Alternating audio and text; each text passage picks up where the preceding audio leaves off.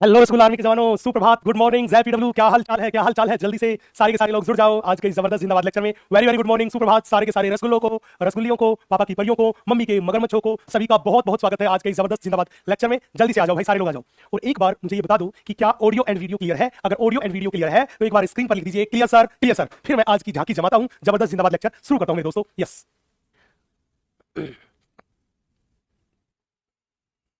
Very very good morning. क्या बात है, क्या बात है, कोई तो रोक लो, कोई तो रोक लो। आज तो स्क्रीन पे तबाही मचा रखी है। Audio video clear, clear sir, clear sir, clear sir. तो बच्चों, आप लोगों को जैसा कि पता है, अपन लोगों ने जंतु ऊतक की बात शुरू करी थी और उसको शुरू करके उसके कुछ बेसिक कॉन्सेप्ट हमने आपको बता दिए थे। पिछले लेक्चर में हमने उपकला ऊतक के बारे में कुछ बेहतरीन कॉन्सेप्ट आपको सिखाए थे। हमने आपको बताया था कि एनसीईआरटी माता ने लिखा है कि उपकला ऊतक के पास एक मुक्त सतह है, और वो एक मुक्त सतह जो है वो या तो बाहरी वातावरण के संपर्क में है या देह तरल के संपर्क में है। तो झंडू का डायग्राम बना के हमने ये बात आपको समझा दी थी कि क्यों लिखा। फिर हमने बोला था उपकला ऊतक जो था वो कुछ अंगों या ऊतक जो था उनका बाहरी आवरण या अस्तर बनाने का काम करता है। ये बात भी हमने बता दी थी। हमने आपको ये बात भी बता दी थी कि शरीर में कुछ जगह पर माइक्रोविलाई पाए जाते हैं, या मैं कहूं सीलिया पाए जाते हैं। अगर कहीं पे भी माइक्रोविलाई या सीलिया रहेंगे, ये या तो घनाकार कोशिकाओं की मुक्त सतह पर रहेंगे या फिर स्तंभाकार कोशिकाओं की मुक्त सतह पर रहेंगे। उसके अलावा ये कहीं पर भी उपलब्ध नहीं रह सकते। फिर हमने बहुत प्यारा सा जबरदस्त जिंदाबाद सा कॉन्सेप्ट आपको बताया था। उपकला ऊतक तथा संयोजी ऊतक के बीच में कबाब में हड्डी होती है, और उस कबाब में हड्डी को अपन बोलते हैं आधारीय कला, बेसमेंट मेम्ब्रेन। और मैंने बोला था कि इस बेसमेंट मेम्ब्रेन का श्रावण उपकला ऊतक तथा संयोजी ऊतक दोनों करते हैं। इसमें दो परतें होती है। वो परत जो उपकला ऊतक की तरफ होती है उसको अपन बोलते हैं बेसल लैमिना, जिसका निर्माण मुख्य रूप से उसमें ज्यादातर मात्रा में म्यूकोपॉलीसेकेराइड पाया जाता है, ग्लाइकोप्रोटीन पाई जाती है। और नीचे वाली परत जो कनेक्टिव टिश्यू के संपर्क में होती है उसको हमने बोला था वो बोला था फाइब्रस लैमिना, और उसमें सर्वाधिक मात्रा में बहुत ज्यादा मात्रा में प्रोटीन के बने हुए तंतु पाए जाते हैं, जिन्हें कनेक्टिव टिश्यू तंतु भी बोलते हैं। हमने बोला था कि आधारीय कला निर्जीव, बहुत ही पतली तथा अकोशिकी परत है, लेकिन ये अत्यधिक पारगम्य है, और इसी वजह से संयोजी ऊतक से पोषक पदार्थ उपकला ऊतक में चले जाते हैं। इसके साथ साथ अंतिम बात हमने बताई थी कि उपकला ऊतक की कोशिकाओं के बीच में अंतरकोशिकीय अवकाश बहुत कम होता है, इसलिए उनमें मैट्रिक्स की मात्रा, अंतरकोशिकीय पदार्थ की मात्रा भी बहुत कम होती है। उपकला ऊतक की कोशिकाएं एक दूसरे से दृढ़ता से बंधी होती है। उपकला ऊतक में रक्त की सप्लाई नहीं होती, अतः ये एक असंवहनीय ऊतक है। लेकिन उपकला ऊतक की कोशिकाएं तो जीवित कोशिकाएं हैं, और उपकला ऊतक की जीवित कोशिकाएं चिल्ला चिल्ला के कहती है, जिंदा रहने के लिए तेरी कसम, पोषक पदार्थ जरूरी है सनम, न्यूट्रिएंट्स जरूरी है सनम। तो इसलिए उपकला ऊतक पोषक पदार्थों के लिए संयोजी ऊतक पर निर्भर करता है। ये बात मैंने पिछले लेक्चर में आपको बता दी थी। अब इतनी कहानी पिछले लेक्चर में हो चुकी थी जो कि हमने बता दी। अब हम इससे आगे की बात करते हैं। तो इससे आगे की बात शुरू करने से पहले मैं आप सभी से कहूंगा कि टेंशन फ्री हो जाओ, मोह माया को त्याग दो, दिमाग के खिड़की दरवाजे खोलो, ताकि मैं जो कॉन्सेप्ट सिखाऊं वो दिमाग में घुस जाए। दिमाग के खिड़की दरवाजे खोलो, एकदम फैल के पसर के बैठ जाओ, क्योंकि ये रसगुल्ला आर्मी के कमांडर की क्लास है। एकदम बवंडर लेक्चर होने वाला है, बहुत मस्ती के साथ कॉन्सेप्ट को सीखने वाले हैं। तो एक बार बता दीजिए रसगुल्ला आर्मी, हाउ द जोश। उसके बाद मैं आज की कहानी शुरू करता हूं, आज का बवंडर लेक्चर शुरू करता हूं, और हम कहानी शुरू करने वाले हैं, वो शुरू करने वाले हैं उपकला ऊतक के प्रकार से। तो जल्दी से बता दीजिए, हाउ इज द जोश, हाउ इज द जोश, हाउ इज द जोश। हाँ जी, चाहे रसगुल्ला आर्मी का कमांडर कह लो, चाहे सरदार कह लो, एक ही बात है रे रसगुल्लो। सबसे इंपॉर्टेंट ये है कि हमारे और आपके बीच अंबुजा सीमेंट का जोड़ है, और हम कंधे से कंधा मिला के पढ़ाई करेंगे, मेहनत करेंगे, और आपके ड्रीम मेडिकल कॉलेज में पहुंचेंगे। सबसे जरूरी बात ये है, बस इसका हमें ध्यान रखना है। चले चलो भाई, हाउ इज द जोश, जोश जबरदस्त। तो अब हम बात आपसे शुरू करते हैं, वो करते हैं सर उपकला ऊतक जो है वो उपकला ऊतक कितने प्रकार का है? आप हमें उपकला ऊतक के प्रकार के बारे में बताइए, बड़े ध्यान से देखना। बच्चे, मैंने आपको बताया था कि उपकला ऊतक जो था वो कोशिकाओं की बनी हुई परतों की संख्या के आधार पर, हमने बोला किस आधार पर? कोशिकाओं की परतों की संख्या के आधार पर, परतों की संख्या के आधार पर। तो हमने बोला किसके आधार पर? कोशिकाओं की परतों की संख्या के आधार पर, संख्या के आधार पर, संख्या के आधार पर। इन कोशिकाओं की परतों की संख्या के आधार पर उपकला ऊतक को दो प्रकार में बांटा। कितने प्रकार में? एपिथेलियम टिश्यू के दो प्रकार है। एक को अपन बोलते हैं मेरे बच्चे सरल उपकला, एक को क्या बोलते हैं? सरल उपकला। और ये जो सरल उपकला है इसी को इंग्लिश में बोलते हैं सिंपल एपिथेलियम, इसी को बोलते हैं सिंपल एपिथेलियम, इसी को बोलते हैं सिंपल एपिथेलियम। दूसरी जो है उसे बोलते हैं संयुक्त उपकला, दूसरे को बोलते हैं अपन, वो बोलते हैं मेरे बच्चे संयुक्त उपकला, दूसरे को बोलते हैं संयुक्त उपकला। ये संयुक्त उपकला जो है इसी को इंग्लिश में बोलते हैं कंपाउंड, इसी को अपन बोलते हैं कंपाउंड एपिथेलियम। शॉर्ट में मैंने लिख दिया कंपाउंड एपिथेलियम। कहने का मतलब उपकला ऊतक कोशिकाओं की परतों की संख्या के आधार पर कितने प्रकार का हुआ? दो प्रकार का, एक सरल उपकला और एक संयुक्त उपकला। अब सवाल ये था कि गुरुजी ये सरल उपकला में कोशिकाओं की कितनी परतें हैं? मैंने पिछले लेक्चर में आपको बताया था, मैंने बताया था कि उपकला ऊतक कोशिकाओं की एक परत से भी बना हो सकता है, कोशिकाओं की एक से ज्यादा परत से भी बना होता है। तो अगर कोशिकाओं की एक परत से बना है तो उसे बोलेंगे सरल उपकला, और अगर कोशिकाओं की एक से ज्यादा परत से बना है तो उसे बोलेंगे संयुक्त उपकला। तो सरल उपकला क्या हुआ? हमने बोला कोशिकाओं की की केवल एक परत से, कोशिकाओं की केवल एक परत से बना होता है, कोशिकाओं की केवल एक परत से बना होता है। तो जब उपकला ऊतक में कोशिका की केवल कितनी परत? एक परत, तो उसे बोलते हैं सरल उपकला। लेकिन ऐसा उपकला ऊतक जिसमें कोशिका की एक से ज्यादा परत हो, एक से ज्यादा परत हो, तो उसे क्या बोलेंगे? संयुक्त उपकला। तो मैंने बोला ये कोशिकाओं की एक से अधिक, कोशिकाओं की एक से अधिक परतों से बना होता है, ये किससे बना होता है? हमने बोला ये कोशिकाओं की एक से अधिक परतों से बना होता है। कौन? संयुक्त उपकला। अब पूछेगा सर हम एक एक करके बात करेंगे। बच्चे पहले हम पूरी बात करेंगे सरल उपकला के बारे में, फिर हम पूरी बात करेंगे संयुक्त उपकला के बारे में। अब चलिए हम सबसे पहले बात करते हैं, वो बिल्कुल एनसीईआरटी माता से चिपक के बात करते हैं, और किसके बारे में बात करते हैं? सरल उपकला के बारे में। बच्चे एनसीईआरटी माता ने ये तो बताया कि सरल उपकला में कोशिका की केवल कितनी परत है? एक परत है। अब उस एक परत में जो कोशिका है उसकी संरचना कैसी है? कोशिका चपटी है कि घनाकार है कि स्तंभाकार है? किस प्रकार की कोशिका है? तो हमने बोला कि वैज्ञानिकों ने ये बताया कि जो उपकला ऊतक है उस उपकला ऊतक में जो सरल उपकला है उस सरल उपकला का अगर अध्ययन करोगे तो उसमें 3 अलग अलग प्रकार की कोशिकाएं हो सकती है। चपटी कोशिकाएं भी हो सकती है, घनाकार कोशिकाएं भी हो सकती है और स्तंभाकार कोशिकाएं भी हो सकती है। तो कहने का मतलब कि कोशिकाओं की संरचना के आधार पर ये सरल उपकला जो है ये कितने प्रकार का हुआ? 3 प्रकार का। किसके आधार पर? हमने बोला कोशिकाओं की संरचना के आधार पर कोशिकाओं की संरचना के आधार पर कितने प्रकार हुए? 3 प्रकार। बोला सर 3 प्रकार कौन से? हमने बोला सरल उपकला में हुआ सरल शल्काकार उपकला, सरल शल्काकार उपकला, सरल शल्काकार उपकला। बेटा इस सरल शल्काकार उपकला को अपन इंग्लिश में बोलते हैं सिंपल स्क्वेमस एपिथेलियम। दूसरा मेरे पास होता है सरल घनाकार उपकला, सरल घनाकार उपकला। बेटा ये सरल घनाकार उपकला है, इसको इंग्लिश में बोलते हैं अपन सिंपल क्यूबोइडल एपिथेलियम, इसको बोलते हैं सिंपल क्यूबोइडल एपिथेलियम। तीसरा मेरे पास जो है वो मेरे पास है सरल स्तंभाकार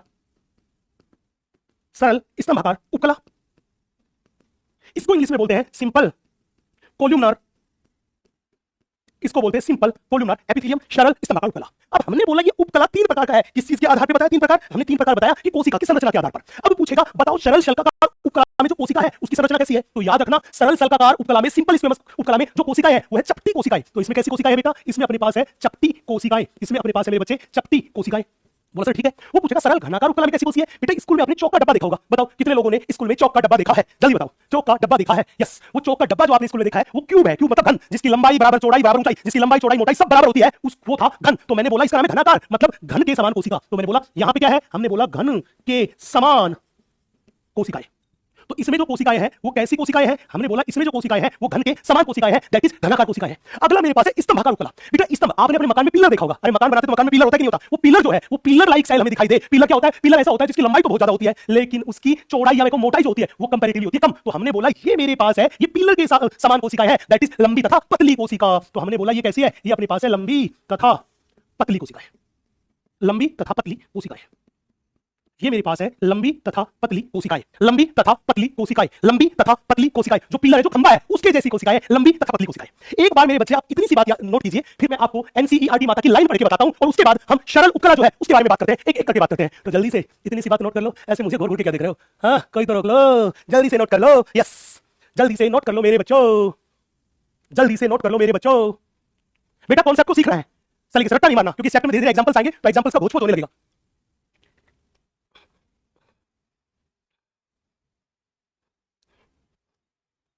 नोट किया? चलो भाई नोट कर लिया तो मैं एनसीईआरटी माता की लाइन पढ़ के बताता हूं, बड़े ध्यान से देखना। जिन लोगों के पास नई एनसीईआरटी है उस नई एनसीईआरटी में चैप्टर नहीं है तो नोट्स में आपको एनसीईआरटी की लाइन टू लाइन मिल रही है, आप ये पढ़िए और चिल मारिए, लोड लेने की बिल्कुल भी जरूरत नहीं है। देखिएगा ये कह रहा है उपकला ऊतक 2 प्रकार का होता है। कितने प्रकार का होता है? 2 प्रकार का, एक सरल उपकला और दूसरा संयुक्त उपकला। एक सरल उपकला और दूसरा कौन सा है? संयुक्त उपकला।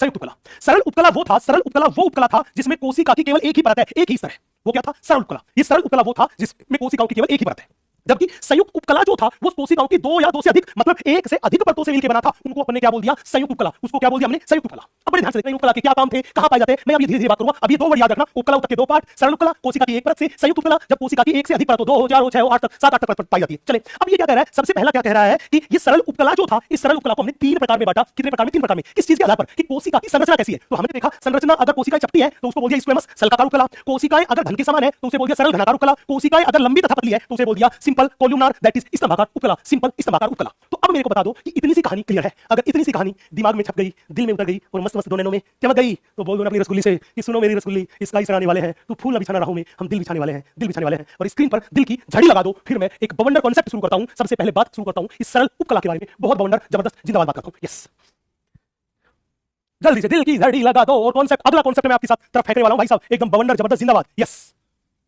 हाँ सर बोल दिया हमने रसगुल्ली से है ना, लेकिन रसगुल्ली सारा दिल आप पे फेंक देगी तो फिर हम क्या दही जमाएंगे? अरे कोई बात नहीं यार, रसगुल्ली के पास 4-5 दिल है, कोई दिक्कत वाली बात नहीं। आप कॉन्सेप्ट सीखिए और भावनाओं में मत बहिए। यस चलो भाई मैं आगे, बहुत अच्छी बात है, क्या बात है, क्या बात है बच्चों, शाबाश। इसी शिद्दत के साथ पढ़ाई करनी है, मम्मी पापा का सपना आपको पूरा करना है, उनको भी प्राउड फील हो। यस हमारे बच्चे हमारा सपना पूरा करने वाले हैं, ये फील होना चाहिए मम्मी पापा को। उनकी आंखों में देख के पूरे कॉन्फिडेंस से बोल पाओ, यस मम्मी पापा मैं आपने जो डॉक्टर बनने का सपना देखा है, मैंने जो सपना देखा है उस सपने को हकीकत में बदलने के लिए जी तोड़ मेहनत कर रहा हूं, सर लोगों के साथ ताबड़तोड़ मेहनत कर रहा हूं, एक भी मिनट खराब नहीं कर रहा। शाबाश मेरे बच्चे, मजा आ जाएगा फिर। चलो भाई साहब अब हम आपसे बात शुरू कर रहे हैं मेरे बच्चे, वो बात कर रहे हैं सरल उपकला के बारे में। बच्चे मैं आप लोगों को पहले बता चुका हूं कि जब भी कोई कहे सरल उपकला क्या होता है तो याद रखना ऐसा उपकला ऊतक जो कोशिकाओं के एक स्तर से या एक परतों से बना होता है उसे क्या कहते हैं? सरल उपकला। उसे क्या कहते हैं? सरल उपकला। तो जब भी बोले सरल उपकला किसको बोलते हैं? हमने बोला ये कोशिकाओं की कि केवल एक परत से बना होता है, एक परत से बना होता है। तो ऐसा ऊतक जो कोशिकाओं की केवल एक परत से बना होता है उसे बोलते हैं सरल उपकला। अब हमने ये कहा था कि कोशिका की संरचना के आधार पर तो पूरे शरीर का अध्ययन करोगे तो सरल उपकला कहीं पर भी हो उसमें तीन ही संरचना की कोशिका मिलेगी, या तो चपटी मिलेगी, या घन के समान मिलेगी, या फिर पतली और लंबी कोशिका मिलेगी, मतलब स्तंभाकार कोशिका मिलेगी। तो अगर कोई कहे कि बताओ ये सरल उपकला जो है, इस सरल उपकला के प्रकार बताइए, इसको कितने प्रकार में बांटा गया है, सरल उपकला को कितने प्रकार में बांटा गया है, सरल उपकला को कितने प्रकार में बांटा गया है। अब बड़े ध्यान से देखना, कोशिका की संरचना के आधार पर केवल केवल कितने प्रकार थे? तीन प्रकार थे। कौन कौन से? बड़े ध्यान से देखना। हमने बोला सबसे पहला मेरे पास था सरल शल्काकार उपकला, सरल शल्काकार उपकला सबसे पहला था। बोला गुरुजी ठीक है, सिंपल स्क्वेमस एपिथेलियम इंग्लिश में पहले लिखी थी। दूसरा मेरे पास है उसको अपन बोलते हैं सरल घनाकार उपकला, दूसरे को बोलते हैं सरल घनाकार उपकला, that is simple cuboidal epithelium, ठीक है। तीसरे वाले को अपन बोलते हैं सरल स्तंभाकार, तीसरे वाले को हम बोलते हैं सरल स्तंभाकार उपकला, तीसरा वाला जो है इसको बोलते हैं सरल स्तंभाकार उपकला। ये मेरे पास तीन प्रकार की उपकला थी। सबसे पहले में हमने देखा चपटी सेल्स, चपटी कोशिकाएं उपस्थित। इसमें कैसी कोशिकाएं पाई जाती है? इसमें चपटी कोशिकाएं पाई जाती है। इसमें घन के समान कोशिका पाई जाती है, घन के समान कोशिकाएं उपस्थित, इसमें घन के समान कोशिकाएं पाई जाती है। और तीसरी इसमें हमने बोला लंबी तथा पतली कोशिकाएं उपस्थित, इसमें लंबी तथा पतली कोशिकाएं पाई जाती है। अब पूछेगा सर ये तीन प्रकार की तो है, लेकिन बेटा शरीर में ये कोशिका जो होती है ये अपना रूप बदलती रहती है, इनमें कुछ बदलाव होता रहता है, और बदल के और ये फिर कैसी बनाती है? हमने बोला हमारी एनसीईआरटी माता ने इनके रूपांतरण के बारे में भी बात कर रखी है। जैसे सबसे पहले मैं वन बाय वन करके बात करके चलूं तो मेरे पास है पक्षमाभीय उपकला, पक्षमाभीय उपकला। इस पक्षमाभीय उपकला को अपन बोल के चलते हैं, वो बोल के चलते हैं सीलिएटेड एपिथेलियम, शॉर्ट में दिया, ये भी सरल उपकला में आ रही है। इसके अलावा हम बोल के चले तो अपने पास है ग्रंथिल उपकला, इसको बोलते हैं ग्रंथिल उपकला। और ग्रंथिल उपकला का मतलब क्या है? Glandular epithelium.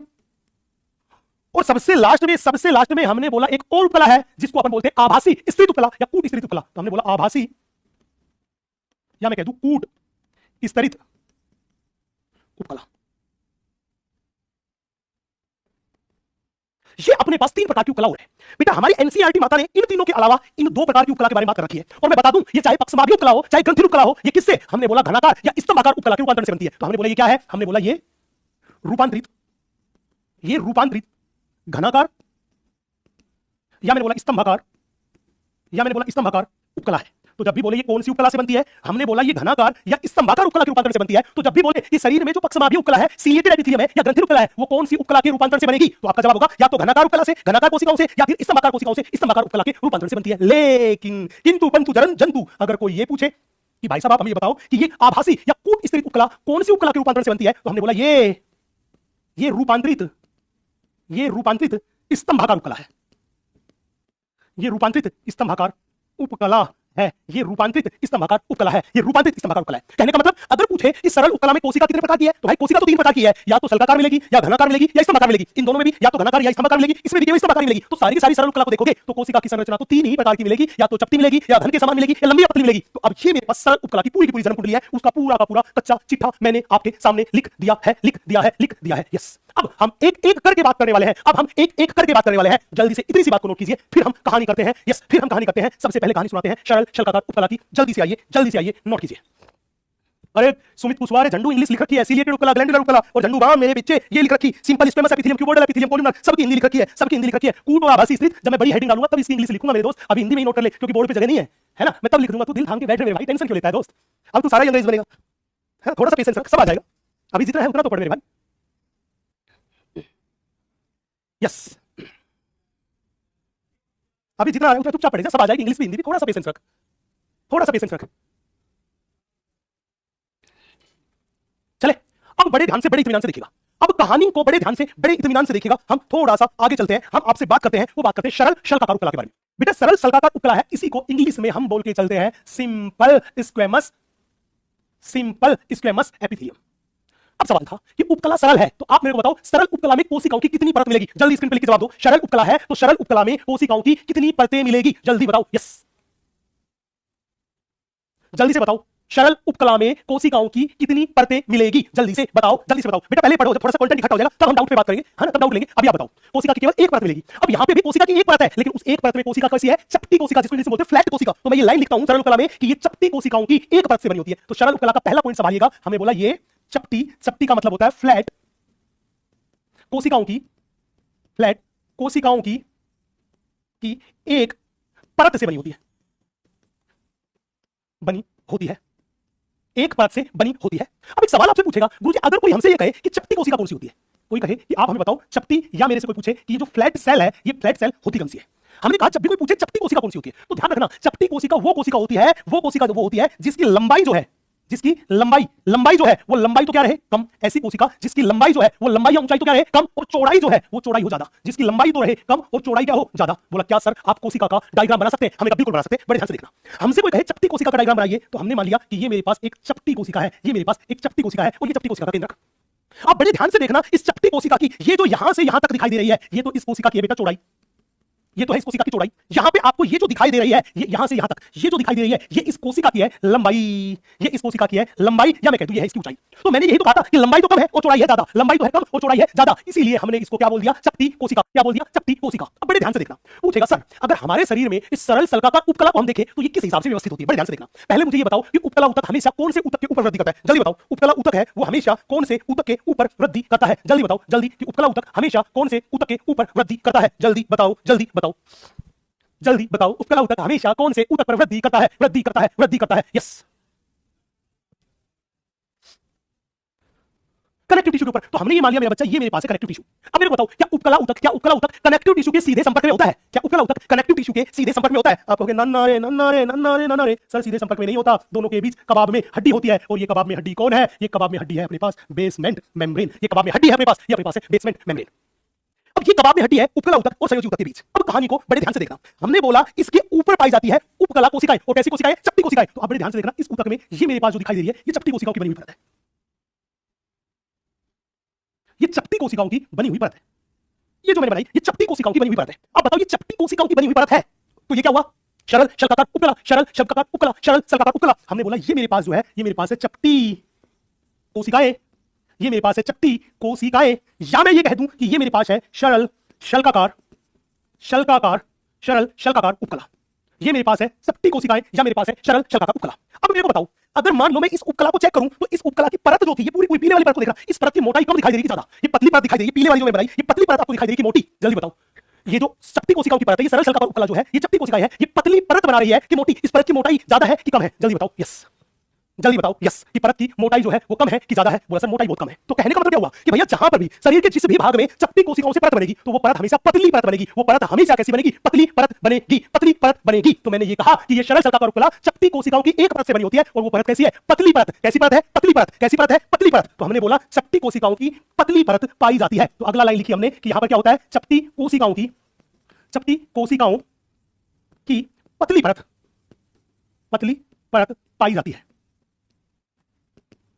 कि चपटी कोशिकाओं की इसमें कैसी परत पाई जाती है? पतली परत पाई जाती है। चपटी कोशिकाओं की कैसी परत पाई जाती है? पतली परत पाई जाती है। अब मेरे को बताओ अगर ये उपकला ऊतक है तो इस उपकला ऊतक की ये वाली जो सतह है, ये वाली जो सतह है, यस बेटा उपकला ऊतक जो है इस उपकला ऊतक की ये वाली जो सतह आपको दिखाई दे रही है, बताओ ये मुक्त सतह है कि नहीं है? जल्दी बताओ इस उपकला ऊतक की ये वाली जो सतह आपको दिखाई दे रही है, ये वाली सतह ये मुक्त सतह है कि नहीं है? जल्दी बोलो, मुक्त सतह है कि नहीं है? है कि नहीं है? यस, जल्दी बोलो, है कि नहीं है? यस बोला हाँ। तो मैं ये लाइन लिखना चाहता हूं मेरे बच्चे, मैं ये लाइन लिखना चाहता हूं कि ये मेरे पास जो है ये इसकी मुक्त सतह है। कैसी सतह है? ये अपने पास है इसकी मुक्त सतह। अब बड़े ध्यान से देखना, बड़े ध्यान से देखना, मैंने क्या काम किया? मैंने यहां पे एक रसगुल्ला लिया। क्या लिया? रसगुल्ला। अरे ये ले रे रसगुल्ला, ये मैंने लिया एक रसगुल्ला, यहां पे ये रख दिया एक रसगुल्ला, ये लो ये रसगुल्ला। अब इस रसगुल्ले को इसकी सतह पर मैं धक्का मारता हूं, तो बताओ जब इस रसगुल्ले को इस सतह पर मैं धक्का मारूंगा तो ये पहले नीचे जाएगा गड्ढे में, फिर ऊपर की साइड जाएगा, फिर नीचे जाएगा, फिर ऊपर जाएगा, फिर नीचे जाएगा, फिर ऊपर जाएगा, फिर गड्ढे में जाएगा, फिर ऊंचाई पे, फिर नीचे। बताओ ये रसगुल्ला जो था वो कभी ऊपर कभी नीचे, कभी ऊपर कभी नीचे, ऐसे ऐसे ऐसे ऐसे ऐसे ऐसे गति करेगा कि नहीं करेगा? जल्दी बोलो, गति करेगा कि नहीं करेगा? जल्दी बोलो, गति करेगा कि नहीं करेगा? अरे मेरे रसगुल्ले बोलना, ये रसगुल्ला ऐसे ऐसे ऐसे ऐसे गति करेगा कि नहीं करेगा? ऊंचक नीचक ऊंचक नीचक ऊंचक नीचक ऐसे होगा कि नहीं होगा?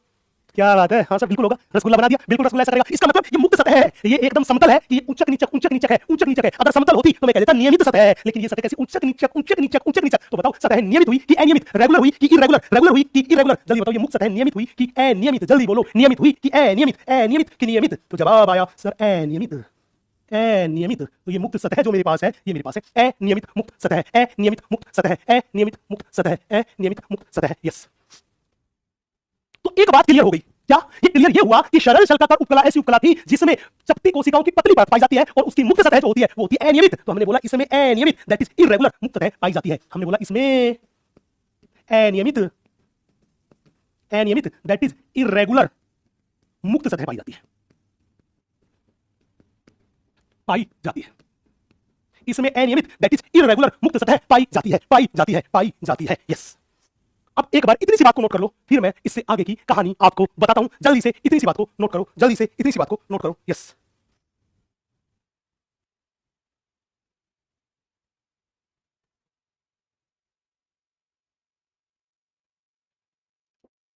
इतनी सी बात को बच्चे नोट कीजिएगा। एनसीईआरटी ने बड़े सलीके से ये बात लिख दी, बड़ी सफाई से ये बात लिख दी। यस, मैं इसी बात को एक्सप्लेन करता हूं जल्दी से।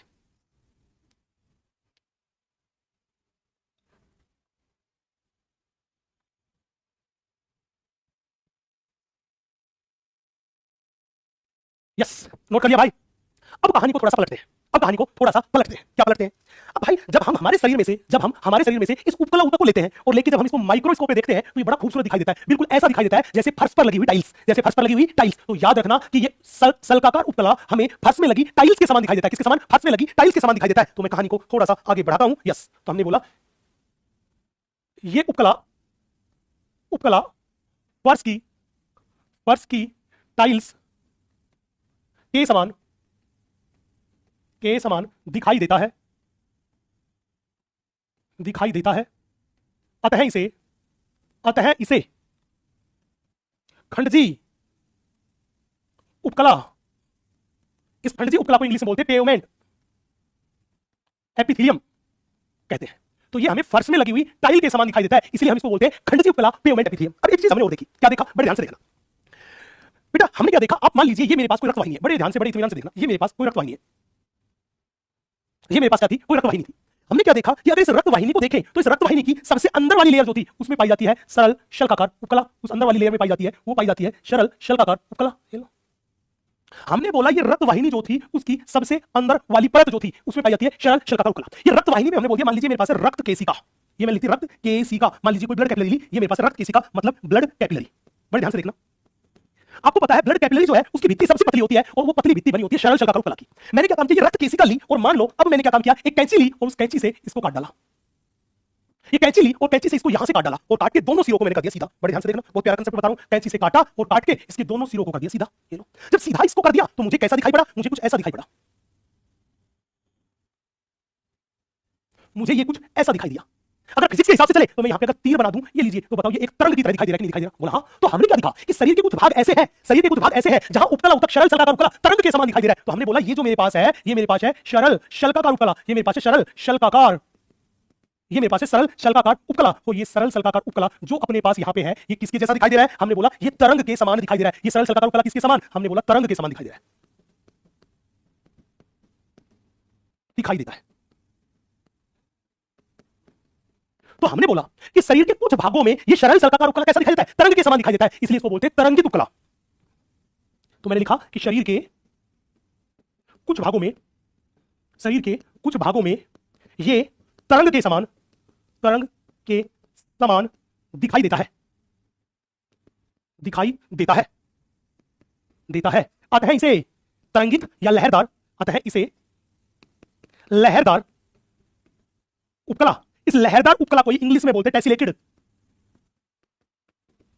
टेसिलेटेड एपिथेलियम कहते हैं। इसीलिए हम इसको कहते हैं लहरदार या तरंगित उपकला, या इंग्लिश में मैं कहूं टेसिलेटेड उपकला कहते हैं। टेसिलेटेड उपकला कहते हैं क्यों? क्योंकि ये किसका जैसा? तरंग के समान दिखाई दे रहा है, लहरदार दिखाई दे रहा है, इसलिए इसको बोलते हैं लहरदार उपकला। किसको? सरल शल्काकार उपकला को। तो चाहे तो क्वेश्चन में आ जाए कि पेवमेंट एपिथेलियम किसको बोलते हैं, तो आप बोलोगे पेवमेंट एपिथेलियम सरल शल्काकार उपकला को बोलते हैं। पूछेगा क्यों बोलते हैं? क्योंकि ये फर्श में लगी टाइल के समान दिखाई देता है। वो पूछेगा लहरदार उपकला किसको बोलते हैं, आप कहोगे सरल शल्काकार उपकला को बोलते हैं। क्यों? क्योंकि वो लहर के जैसा, एक तरंग के जैसा दिखाई देता है, इसलिए उसको बोलते हैं लहरदार उपकला, तरंगित उपकला। बताओ ये दोनों के दोनों कॉन्सेप्ट क्लियर है? एक तो पेवमेंट एपिथेलियम वाला कॉन्सेप्ट, एक तो ये पेवमेंट एपिथेलियम वाला खंडजी उपकला वाला कॉन्सेप्ट, और दूसरा ये लहरदार उपकला वाला कॉन्सेप्ट, ये लहरदार उपकला वाला कॉन्सेप्ट। यस, अगर ये दोनों कॉन्सेप्ट क्लियर है तो फिर मैं अब इस उपकला ऊतक के कार्य पे चलता हूं, मैं सरल शल्काकार उपकला के कार्य पे चलता हूं, फिर उन कार्यों को बताऊंगा, इसके एनसीईआरटी माता ने जो उदाहरण दे रखे उनको बताऊंगा, और उसके बाद एनसीईआरटी माता को पढ़ेंगे। तो अगर इतनी सी बात क्लियर है तो एक बार स्क्रीन पे आग लगा दीजिए और फिर कसम खा के कहो, मुस्कुरा के कहो, सर आप आगे बढ़ो, हम आपके साथ हैं, हम आपके साथ हैं। और बस अगर तुम मेरे साथ हो तो फिर मैं सबको देख लूंगा, कोई अपने को टेंशन नहीं है, कोई गड़बड़ घोटाला, कोई लोचाइस नहीं है। यस,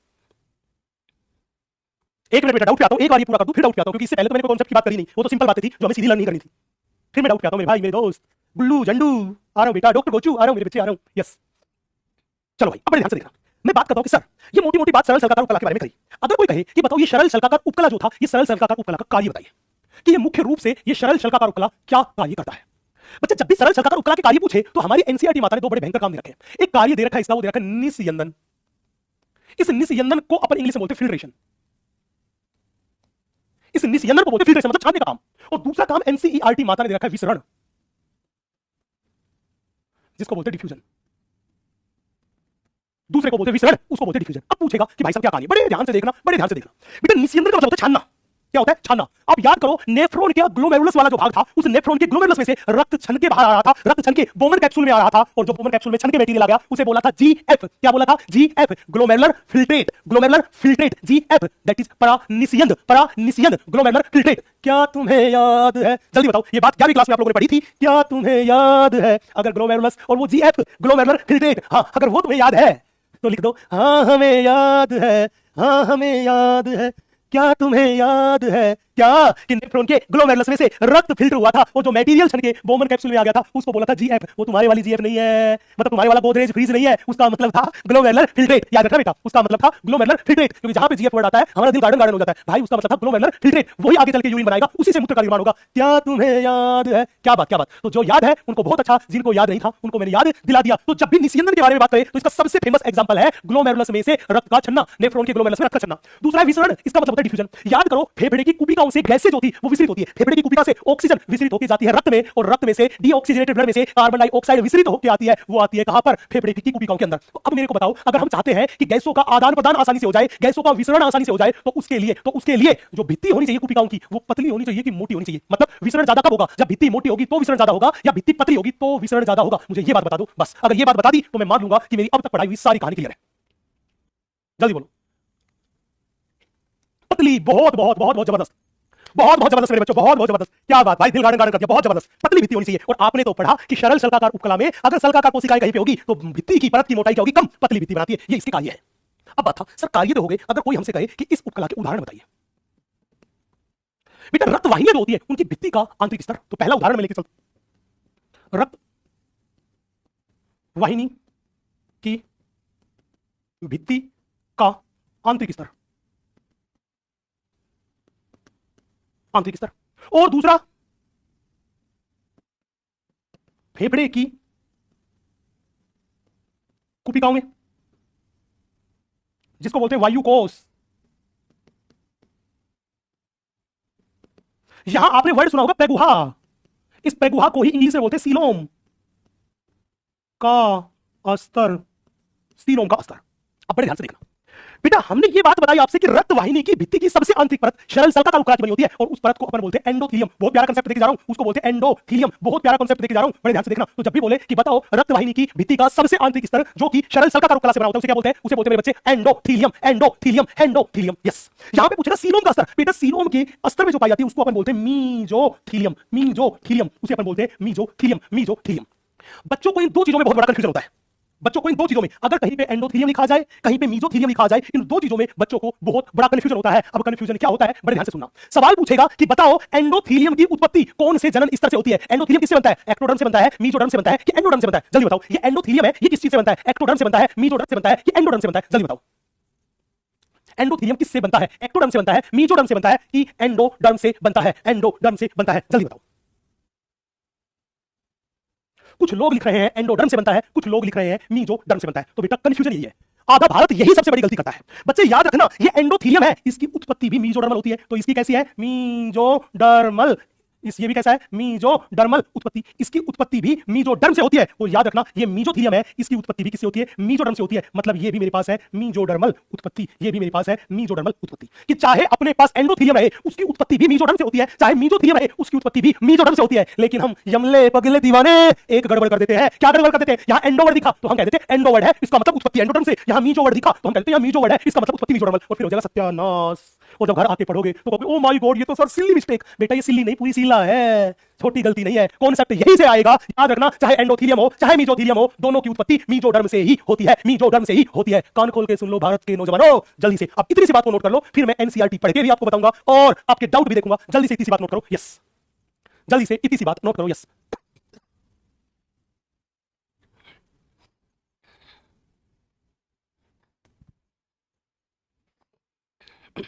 बहुत प्यारा कंसेप्ट, बहुत प्यारा कंसेप्ट, बहुत प्यारा कंसेप्ट, यस, डन। अब भाई मैं किसी का दुख दर्द जो है लोगों का वो देख लेता हूं, किसी का कोई दुख दर्द आया तो देख लो। सर ये रसगुल्ला भी बनाना है क्या? यार बना ले यार, ये क्या लोड ले रहा है, तू भी मजे ले रहा है, तेरे को आज कोई मिला नहीं सुबह सुबह। सर मॉड्यूल कैसे पढ़े, तरीका बता दीजिए सर। बेटा मॉड्यूल की थ्योरी आपको बिल्कुल नहीं पढ़नी है, मॉड्यूल के केवल क्वेश्चंस लगाने हैं, बाकी थ्योरी नहीं पढ़नी, आपको नोट्स पढ़ना है, एनसीईआरटी पढ़नी है, ये कोई पढ़ाई का डाउट नहीं था। सर हमें टेस्ट में से पहले कौन सा, अरे पहले जो तुम्हें सही लगे, जिसमें सबसे ज्यादा आता हो वो लो, जनरली लोग बायोलॉजी लेते हैं। फेफड़े की कुपिकाओं में कौन सा स्टार होता है या उसके, अरे बेटा ये सारी सारी बातें जब हम फेफड़े पढ़ेंगे ना, जब मैं तुम्हारे फेफड़े बाहर निकाल के स्क्रीन पे बनाऊंगा ना, एल्वियोलाई ओवल्स, उसकी संरचना में बताऊंगा कि कौन सी न्यूमोसाइट फर्स्ट होती है, कौन सी न्यूमोसाइट सेकंड होती है, और डस्ट कोशिकाओं का क्या काम है, वहां पे मैं सारे रोने धोने सुनूंगा। अभी इतनी पीएचडी नहीं करनी है, यहाँ पे जनरल बात करनी है। सर मेरा डाउट आप तक क्यों नहीं जा रहा है, प्लीज बता दो, क्या करें जो हमें डाउट आप तक पहुंच जाए। पायल डाउट पहुंच गया, लेकिन तूने डाउट पूछ ही नहीं रखा, ठीक है, कहानी खत्म। सर एंडोथीलियम क्यों कहते हैं, बेटा एंडो का मतलब होता है अंदर वाली झिल्ली, इसको एंडोथीलियम इसलिए बोला क्योंकि ये सबसे अंदर वाली झिल्ली थी, लेकिन इसकी उत्पत्ति जो होती है वो मीजोडर्म से होती है। बहुत अच्छा सवाल, शाबाश। बैटल ग्राउंड कब होगा रे, जब थोड़ा सा पढ़ा लेंगे, झंडू तब होगा टॉपिक। गुरु आपको इतनी अच्छी चीज़ पढ़ाने के लिए दिल से thank you Guru ji, Deendayal thank you, love you लाडले, ऐसे ऐसे पढ़ाई की बात करा करो, देखो गार्डन गार्डन हो जाता है। सर प्रेगुहा, प्रेगुहा, अरे गधे प्रेगुहा क्या होता है, प्रेगुहा बेटा, प्रेगुहा बोलते सीलोन को, ऐसे गुहा जो दोनों तरफ से मीजोडर्म के अस्तर से अस्थित होती है, उसे बोलते प्रेगुहा। जब मैं जंतु जगत पढ़ाऊंगा तो डायग्राम बना के बताऊंगा, ये बात तब और ज्यादा क्लियर होगी। अभी इतना सा ही ध्यान रखना। रिवीजन का सही तरीका अभी पढ़कर सर के साथ पढ़, डेली 7-8 घंटे पढ़ाई करो बेटा। रिवीजन में सबसे इंपॉर्टेंट चीज थी कि रिवीजन का मजा तब रहेगा जब क्लास आपने ली वो पूरी ईमानदारी से लोगे। बायोलॉजी तो एक ऐसा सब्जेक्ट है, अगर आपने उस बायोलॉजी की क्लास को पूरी ईमानदारी के साथ लिया होगा ना, पूरी शिद्दत से लिया होगा, तो भाई साहब उस क्लास में ही आपके सारे डाउट क्लियर हो जाएंगे। तो घर जाके तो आपको उसे न्यूज़पेपर की तरह पढ़ना पड़ेगा 10 से 15 मिनट, उससे ज्यादा मेहनत नहीं करनी पड़ेगी। लेकिन अगर क्लास ईमानदारी से नहीं लोगे तो फिर हो जाएगी तुम्हारी मोए मोए मोए मोए मोए मोए मोए मोए मोए मोए मोए मोए। चलो भाई साहब, अब हमने इतनी सी बात आपको बता दी है, और इतनी सी बात बताने के बाद मैं एक बार जल्दी से एनसीईआरटी माता की लाइन आपकी तरफ फेंक देता हूं कि एनसीईआरटी माता क्या कहती है, बड़े ध्यान से देखिएगा। एनसीईआरटी माता कहती है कि सल की उपकला ऊतक यह है, चपटी कोशिकाओं से बनता है, और चपटी कोशिका कैसी परत बनाती है, पतले स्तर से बनता है, क्योंकि चपटी कोशिका कैसी परत बनाएगी, पतली परत बनाएगी, और उसके जो किनारे रहेंगे, मुक्त सतह रहेगी, वो कैसी रहेगी बेटा, अनियमित इरेगुलर रहेगी। अब पूछ रहा है ये उपकला ऊतक कहां पाया जाता है, हमने बोला रक्त वाहिनियों की भित्ति में पाया जाता है, फेफड़े के वायु कोश में, कुपिकाओं में पाया जाता है, और ये विसरण सीमा का कार्य करता है, मतलब विसरण में सहायता करता है, विसरण में सहायता करता है, विसरण में सहायता करता है। बस हमारी एनसीईआरटी माता ने बस ये 2 लाइन ही दे रखी है, हमारी एनसीईआरटी माता ने बस ये 2 लाइन ही दे रखी है, दे रखी है, दे रखी है, यस। ये एनसीईआरटी माता की, ये एनसीईआरटी माता की, क्या ये लाइन एनसीईआरटी माता की क्लियर है? अगर ये लाइन क्लियर है तो मैं एक चीज पूछता हूं बेटा, फिल्ट्रेशन वर्ड का मतलब होता है छानना, फिल्टर करना, छानना, छानना, यस यस। अब भाई साहब इतनी कहानी क्लियर है, दिमाग में छप गई, दिल में उतर गई, और मस्त मस्त दोनों में चमक गई, तो मैं कुछ सवाल पूछ लेता हूं, दिल दहला देने वाला सवाल आपकी स्क्रीन पर मैं लेकर आता हूं, जल्दी से मुझे सवाल का जवाब दे दीजिए। ये लीजिए, निम्न में से कौन सा कथन असत्य है? पहला, कोशिका की संरचना उनके कार्य के अनुसार बदलती है, कार्य के अनुसार बदलती है। सेकंड पॉइंट, शल्काकार उपकला में चपटी कोशिकाएं पतली तथा नियमित किनारों युक्त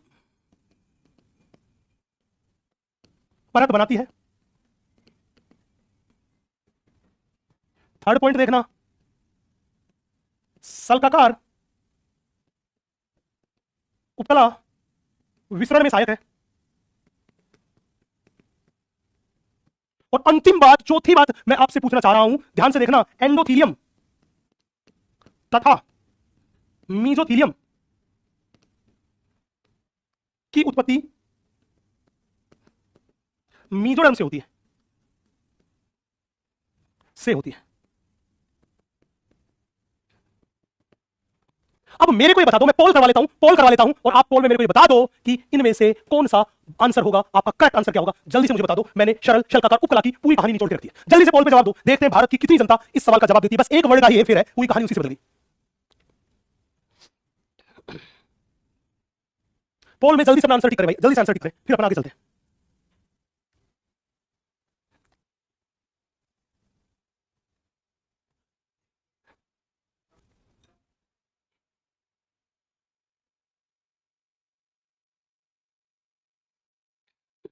बड़े ध्यान से, बड़े इत्मीनान से देखिएगा बेटा। पहली बात में लिख रहा है कि कोशिकाओं की संरचना उनके कार्य के अनुसार बदलती है। यस, मैंने पहले ही लेक्चर में बोला था कि कोशिका की संरचना बदलेगी तो कार्य भी बदल जाएगा। दूसरा कह रहा है सल्काकार उपकला में चपटी कोशिकाएं पतली तथा नियमित किनारों युक्त परत बनाती है ना। हमने रसगुल्ला लिखा था तो वो ऊंचा नीचा मार्ग से गया था, मतलब जो ऊंची नीची है उसे बोलते हैं अनियमित सतह। ये वाला बात गलत है। सल्काकार उपकला विसरण में सहायक है बिल्कुल, क्योंकि पतली परत है और पतली परत से पदार्थों का, गैसों का आदान प्रदान आसानी से हो सकता है, विसरण में सहायता करती है। एंडोथीलियम तथा मीजोथीलियम की उत्पत्ति मीजोडर्म से होती है। बिल्कुल सही बात है, दोनों की उत्पत्ति ही मीजोडर्म से होती है। तो इसमें पूछा था असत्य कथन, मतलब ये कह रहा था बहुत हो गई सच्ची बात, अब करेंगे झूठी बात। झूठी बात तो कौन सी बात झूठी है मेरे गोचू? गोचू बेटा बोलना रे लाडले, अरे मेरे लाडले बोल देना। बोला सर सेकंड वाली। तो अब देख ले भारत की कितनी जनता ने सेकंड आंसर दिया, चेक कर ले क्या? चलो भाई कंप्यूटर जी दिखाइए जवाब। ओ माय गॉड, 86% जनता का सही जवाब है। शाबाश शाबाश शाबाश। लेकिन मैं ये चाहता हूं कि जो 14% जनता जिन्होंने गलत जवाब दिया है वो लोग भी सही जवाब दे। तो पहले मेरे को बता दे, जिन लोगों ने आंसर ए लगाया, सी लगाया या डी लगाया, क्या उन लोगों को अपनी गलती पकड़ में आ गई कि उन्होंने क्या गलतियां की थी, और नेक्स्ट टाइम वो भी कोशिश करे कि हर एक कॉन्सेप्ट को सीखे और सही जवाब दे। तो जल्दी बताइए, क्या ए सी एंड डी आंसर देने वाले को गलती पकड़ में आ गई? और अगर गलती पकड़ में आ गई तो एक बार स्क्रीन पे आग लगा दीजिए, यस सर हमें हमारी गलती पकड़ में आ गई है, और लोग मुझे रैंक लिख के बता दे कि उनकी क्या रैंक आई। ये भी स्क्रीन पे लिख दे ताकि मेरे को आइडिया लग जाए कि नौजवान कितनी जबरदस्त मेहनत कर रहे हैं। जिन्होंने सही आंसर दिया वो कृपा करके अपनी रैंक भी स्क्रीन पर लिखते चले। चलो भाई, यहां पे सरल शल्काकार उपकला की कहानी हमने कर दी एकदम खल्लास। अब हम थोड़ा सा आगे बढ़ते हैं, हम बात करते हैं अगले उपकला के बारे में, और अगले उपकला का नाम है, अगले उपकला का नाम है सरल घनाकार उपकला। अगले उपकला का नाम है सरल घनाकार उपकला। बड़े ध्यान से देखना, इस सरल घनाकार उपकला को अपर इंग्लिश में बोल के चलते बेटा simple cuboidal, simple cuboidal epithelium. यार एक कांसेप्ट हमारा क्लियर है। क्या क्लियर है? कि भाई अगर ये सरल उपकला है तो कोशिका की एक परत का बना होगा। किससे बना होगा? कोशिका की एक परत से बना होगा। और ऐसा उपकला जो कोशिका की मात्र एक परत से बनता है, जो कोशिका की मात्र एक परत से बनता है, उसे ही तो बोलते थे सरल उपकला। लेकिन इस उपकला में कोशिका कैसी होगी? घन के समान। तो मैंने बोला ये उपकला घन के समान, ये उपकला घन के समान कोशिकाओं की एक परत से, घन के समान कोशिकाओं की एक परत से बना होता है। ये घन के समान कोशिकाओं की एक परत से बना होता है। अब आपका सवाल होगा कि गुरुजी घन के समान क्या होता है? बहुत ध्यान से देखना, सवाल ये होगा कि गुरुजी घन के समान क्या होता है? तो हमने बोला घन के समान सेल, दैट इज घनाकार, या मैं कहूं क्यूबॉइडल सेल। सबसे इंपॉर्टेंट बात ये थी कि सर ये घन के समान कोशिका, ये क्यूबॉइडल कोशिका कौन सी होती है? बेटा स्कूल में जो चौक का डब्बा आपने देखा होगा, वो चौक का डब्बा घन के समान कोशिका है। मतलब ऐसी कोशिका जिसकी लंबाई बराबर चौड़ाई बराबर मोटाई। तो ऐसी कोशिका जिसकी लंबाई बराबर चौड़ाई बराबर मोटाई है उसे बोलते हैं घनाकार कोशिका, उसे बोलते हैं घनाकार कोशिका, उसे बोलते हैं घनाकार कोशिका। मतलब ये जो दिखाई दे रही है मुझे, ये घनाकार कोशिका है, जिसकी लंबाई बराबर चौड़ाई बराबर ऊंचाई दिखाई दे रही है, यही मेरे पास है घनाकार कोशिका, घनाकार कोशिका। अब एक बहुत प्यारा सा सवाल था, सर अब एक बात बताइए कि अगर हम इस सरल घनाकार उपकला को देखें तो ये सरल घनाकार उपकला कैसी दिखाई देगी? बड़े ध्यान से देखना बच्चे, मैंने आपको पहले ही बताया था कि कोई भी उपकला ऊतक रहे, वो उपकला ऊतक हमेशा कौन से ऊतक के ऊपर वृद्धि करेगा? आपका सीधा सा जवाब आएगा सर, उपकला ऊतक हमेशा कनेक्टिव टिश्यू के ऊपर वृद्धि करेगा। उपकला ऊतक हमेशा कनेक्टिव टिश्यू के ऊपर वृद्धि करेगा। अब सवाल था, क्या उपकला ऊतक सीधे कनेक्टिव टिश्यू के ऊपर वृद्धि करता है? नन्ना रे, सीधा वृद्धि नहीं करता। उन दोनों के बीच कबाब में हड्डी होती है, और उस कबाब में हड्डी को क्या बोलते हैं? उस कबाब में हड्डी को बोलते हैं बेसमेंट मेम्ब्रेन, उसे बोलते हैं बेसमेंट मेम्ब्रेन। इस बेसमेंट मेम्ब्रेन के ऊपर उपकला ऊतक की कोशिकाएं पाई जाती है। इस बेसमेंट मेम्ब्रेन के ऊपर क्या होता है? इसके ऊपर उपकला ऊतक की कोशिकाएं पाई जाती है, ये लीजिए, ये उपकला ऊतक की कोशिकाएं हैं जो इसके ऊपर पाई जाती है, ये लो। हमने बोला ये जो हमारे पास है, ये मेरे पास सरल घनाकार उपकला है, मतलब ये मेरे पास घनाकार कोशिकाएं हैं, ये मेरे पास है सरल घनाकार उपकला।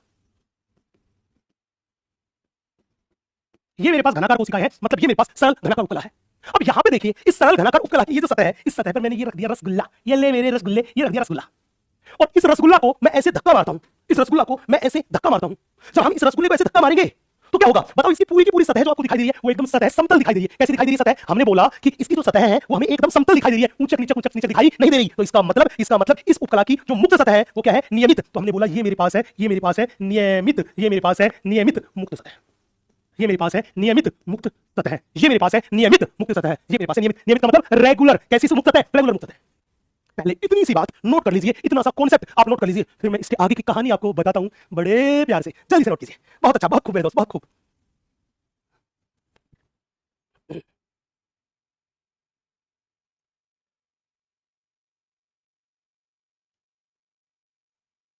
यस, यस, नोट किया। अब बड़े ध्यान से देखिएगा बच्चे, ये जो सरल घनाकार उपकला है, इस सरल घनाकार उपकला को ही हम बोलते हैं जनन उपकला, या इसी को बोलते हैं जर्मिनल एपिथेलियम। तो पूछेगा कि बताओ इसे कौन सी उपकला कहते हैं? हमने बोला इसे जनन उपकला, इसे जनन उपकला, दैट इज जर्मिनल एपिथेलियम भी कहते हैं। पूछेगा सर इसको जनन उपकला क्यों कहते हैं? बेटा पहले वैज्ञानिकों का ऐसा मानना है कि ये जो उपकला है, इस उपकला से ही युग्मकों का निर्माण होता है। ये किसमें सहायक है? ये युग्मकों के निर्माण में सहायक है, इसलिए इसको क्या बोलते हैं? जनन उपकला भी कहते हैं, क्योंकि ये युग्मकों के निर्माण में सहायक है। ये युग्मकों के निर्माण में सहायक है, इसलिए इस उपकला को हम क्या बोलते हैं? जनन उपकला, जर्मिनल एपिथेलियम कहते हैं। पूछेगा सर अब सीधी बात बताओ, अगर कोई हमसे कहे कि सरल घनाकार उपकला का कार्य बताओ, बड़े ध्यान से देखना बच्चे, अगर कोई हमसे ये कहे कि इस उपकला का कार्य बताइए, बहुत ध्यान से देखना, इस उपकला का कार्य बताइए। बेटा हमारी एनसीईआरटी माता ने इसके दो कार्य के बारे में बात करा। एनसीईआरटी माता कह रही है कि इसका एक काम जो है वो काम है अवशोषण करना, इसका एक काम है वो काम है अवशोषण करना। दूसरा काम इसका जो है वो है स्रावण करना, दूसरा काम है इसका स्रावण करना। ये दो काम है बेटा। याद करो ये अवशोषण, याद करो नेफ्रॉन में पदार्थों का पुनः अवशोषण करने में सहायता करती है। तो अवशोषण में तो हमने बोला कि जैसे बात करके चले, तो नेफ्रॉन में पदार्थों का पुनः अवशोषण करना, नेफ्रॉन में पदार्थों का पुनः अवशोषण करना, नेफ्रॉन में पदार्थों का पुनः अवशोषण करना, नेफ्रॉन में पदार्थों का पुनः अवशोषण करना। वो काम कौन कर रही है? वो कर रही है घनाकार उपकला, इसलिए हमने बोल दिया भाई अवशोषण में सहायता है। सबसे फेमस एग्जांपल लिया। दूसरा है स्रावण। स्रावण का मतलब है पदार्थों को बना के बाहर निकालना, पदार्थों को बाहर निकालना, पदार्थों को बाहर निकालना। बेटा दो टर्म होती है, संश्लेषण, संश्लेषण का मतलब होता है सिंथेसिस, संश्लेषण का मतलब होता है सिंथेसिस, किसी चीज को बनाना और बना के बाहर मुक्त करना, बाहर मुक्त करना, उसको बोलते हैं स्रावण। अब याद करो पदार्थों का स्रावण करती है ग्रंथियां, क्या करती है? ग्रंथियां। और याद रखना हमारे शरीर की अधिकांश ग्रंथियां जो है वो घनाकार कोशिकाओं से बनती है। तो हमने बोला इस घनाकार उपकला का काम है स्रावण करना, तो इसका मतलब घनाकार उपकला ग्रंथियों का निर्माण करती है, क्योंकि ग्रंथियां ही पदार्थों का स्रावण करती है। कोई ग्रंथियां हार्मोन स्रावण कर रही है, कोई एंजाइम स्रावण कर रही है, कोई दूध का स्रावण कर रही है, कोई पसीने का स्रावण कर रही है, कोई लार का स्रावण कर रही है, कोई तेलीय पदार्थों का स्रावण करती है। तो ये ग्रंथियां जो है, ये ग्रंथियां किससे बनती है? उपकला ऊतक से। सबसे ज्यादा ग्रंथियां कौन से ऊतक से बनती है? घनाकार से। तो इसका काम था स्रावण, तो मतलब कि घनाकार उपकला ग्रंथियों का निर्माण करता है, निर्माण करता है। और ग्रंथियां ही है जो क्या काम करती है? पदार्थों का स्रावण करती है। क्या करती है? पदार्थों का स्रावण करती है, पदार्थों का स्रावण करती है। बोला सर ठीक है, बोला सर ठीक है। अब एक बहुत प्यारा सा सवाल था, गुरुजी आप हमें ये बात बताओ, क्या अगर कोई हमसे कहे कि सरल घनाकार उपकला का अपने पास कोई उदाहरण है, तो आप क्या उदाहरण दोगे? मैं कहा यस, हमारी एनसीईआरटी माता ने इस सरल घनाकार उपकला के दो उदाहरण दिए। पहला उदाहरण दिया है उन्होंने, वो दिया है ग्रंथियों की वाहिनियां, ग्रंथियों की वाहिनियां, ग्रंथियों की वाहिनियां। हमने बोला पहला उदाहरण दिया है, वो दिया है ग्रंथियों की वाहिनियां, जिसको इंग्लिश में अपन बोलते हैं डक्ट्स ऑफ ग्लैंड।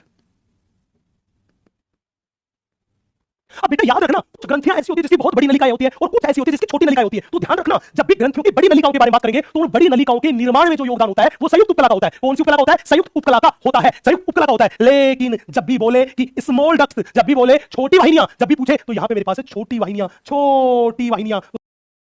तो जब भी पूछे कि बताओ बड़ी वाहिनियों में सरल घनाकार उपकला पाई जाती है कि छोटी वाहिनियों में, सवाल पूछेगा बताओ ग्रंथियों की बड़ी वाहिनियों में सरल घनाकार उपकला पाई जाती है कि छोटी वाहिनियों में, तो याद रखना छोटी वाहिनियों में पाई जाती है, बड़ी में तो संयुक्त उपकला पाई जाती है, छोटी वाहिनियों में पाई जाती है सरल उपकला, दैट इज सरल घनाकार उपकला ग्रंथियों की छोटी वाहिनियों में पाई जाती है। दूसरा दूसरा दूसरा नेफ्रॉन का नलिकाकार भाग, दूसरा मेरे पास है नेफ्रॉन का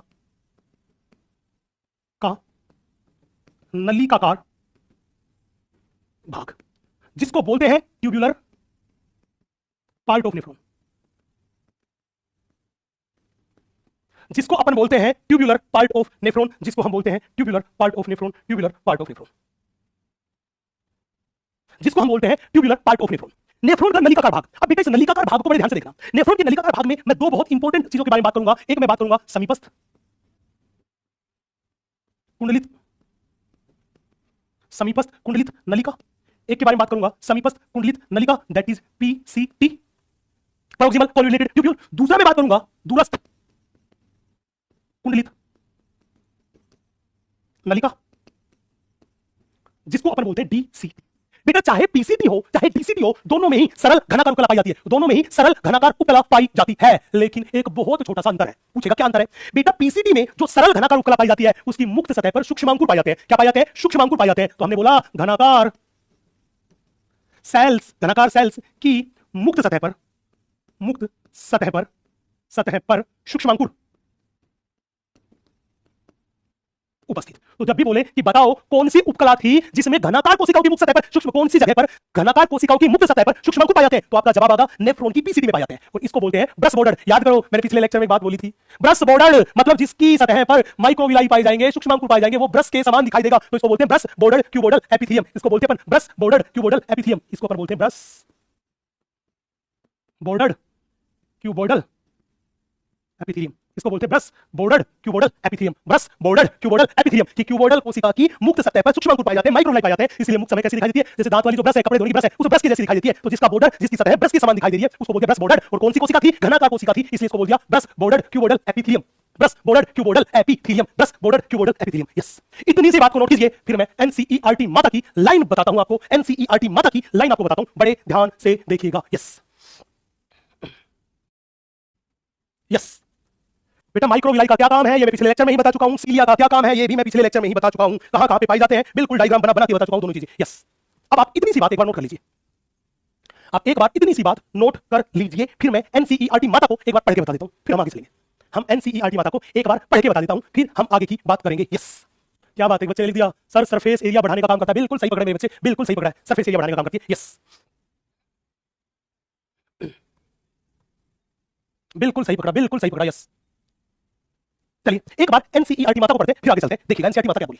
बच्चे एनसीईआरटी माता कहती है कि घनाकार उपकला जिसकी घन जैसी कोशिकाओं की एक परत से बनी होती है, बिल्कुल है, यह वृक्कों के नेफ्रॉन्स के नलिकाकार भागों में पाई जाती है। बिल्कुल, हमें बोला ग्रंथियों की वाहिनियों में पाई जाती है, और वो वाहिनी कैसी होनी चाहिए? छोटी। ग्रंथियों की वाहिनी कैसी होनी चाहिए? छोटी। फिर इसने लिखा इसका कार्य क्या है? स्रावण करना इसका कार्य है, अवशोषण करना इसका कार्य है। फिर इसने क्या लिखा? वृक्कों की जो पीसीटी है उस पीसीटी में सूक्ष्मांकुर पाए जाते हैं, माइक्रोविलाई पाए जाते हैं। कहां पर? पीसीटी में। तो एनसीईआरटी माता ने केवल इतनी सी बात लिखी, और वो सारी की सारी बात मैंने अपने कहानी में समेट ली, और उससे ऊपर की कहानी भी मैंने आपको बता दी। तो अब बताओ, क्या ये एनसीईआरटी माता की एक एक लाइन क्लियर है? और एक एक लाइन अगर एनसीईआरटी माता की क्लियर है, आकांक्षा पुत्री सर नेफ्रॉन क्या होता है? बेटा हमारा जो वृक्क होता है, जो हमारी किडनी होती है, उसकी संरचनात्मक तथा क्रियात्मक इकाई को नेफ्रॉन बोलते हैं, उसकी संरचनात्मक तथा क्रियात्मक इकाई को बोलते हैं नेफ्रॉन। तो अब मुझे बता दो, क्या इतनी सी कहानी एनसीईआरटी की ये लाइन दिमाग में छप गई, दिल में उतर गई, और मस्त मस्त दो नैनों में चमक गई, और ये कहते हो कि सर आप आगे बढ़ो, हम आपके साथ हैं? तो कसम खा के कहो, मुस्कुरा के कहो, सर आप आगे बढ़ो, हम आपके साथ हैं, हम आपके साथ हैं। अगर बिल्कुल कॉन्सेप्ट क्लियर है, एकदम कॉन्सेप्ट को समझने में मजा आ गया, तो कॉल करके जल्दी से बता दीजिए, फिर मैं जल्दी से आगे बढ़ता हूं मेरे दोस्त, बढ़ता हूं इसी जोश जुनून के साथ आगे बढ़ता हूं, इसी जोश और जुनून के साथ आगे बढ़ता हूं। यस, इसी जोश और जुनून के साथ मैं आगे बढ़ता हूं। यस, जल्दी से कॉल करके बता दीजिए भाई, बॉन्डर बॉन्डर बॉन्डर।